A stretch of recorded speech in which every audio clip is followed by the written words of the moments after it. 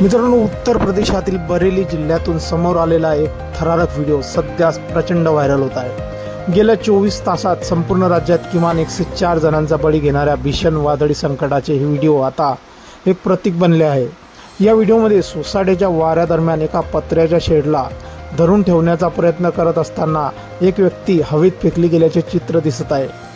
मिळालेल्या माहितीनुसार बरेलीच्या भामोऱ्या भागातील नन्हे अन्सारी असे या व्यक्तीचे नाव असून त्याचं वय 50 वर्ष आहे। या घटनेत एका लग्न समारंभासाठी उभारण्यात आलेल्या तात्पुरत्या मंडपाच्या पत्र्याच्या शेडला आधार देणारा खांब नन्हे मिया यांनी धरून ठेवला होता। त्याचवेळी सोसाट्याच्या वाऱ्याने तो पत्र्याचा शेड मुळासकट उखडून टाकला आणि नन्हे मिया यांनाही हवेत काही फूट वर फेकून दिले।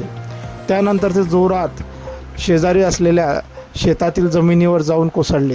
नन्हे मिया हवेत जवळजवळ 50 फूट हवेत उडाल्याचा थरारक प्रसंग आणि हा व्हिडिओ सोशल मीडियावर चांगलाच व्हायरल झालेला आहे। वादळाची व्हिडिओ काढणाऱ्या एका स्थानिक व्यक्तीने आपल्या कॅमेऱ्यात हा क्षण कैद केलेला आहे। या घटनेच्या ठिकाणाचा भामोरा पोलीस ठाण्याचे प्रभारी पवन कुमार सिंह यांनी सांगितले, नन्हे यांनी पत्र्याच्या शेडचा खांब घट्ट पकडून ठेवला होता, मात्र शेड मुळासकट उखडून टाकणाऱ्या त्या प्रचंड वेगाच्या वाऱ्याने नन्हे मिया यांनाही वर उचलून आणि दूर फेकून दिले।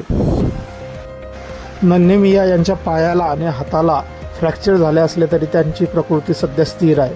त्यांना रुग्णालयात दाखल करण्यात आले आहे। उपचारानंतर त्यांना डिस्चार्जही देण्यात आला आहे। नन्हे मिया अजूनही त्या घटनेच्या धक्क्यातून सावरलेले नाहीत असे स्थानिक लोकांनी सांगितले आहे।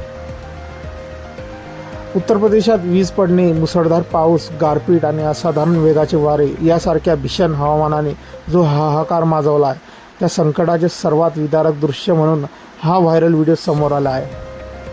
ताज्या आकडेवारीनुसार या नैसर्गिक आपत्तीमुळे संपूर्ण राज्यात आतापर्यंत 104 जणांचा मृत्यू झाला आहे, तर 52 जण जखमी झाले आहेत। 130 जनावरांचा बळी गेला आहे आणि 98 घरांचे नुकसान झाले आहे। सर्वात जास्त फटका बसलेल्या जिल्ह्यात प्रयागराज हा होता, जिथे 21 मृत्यू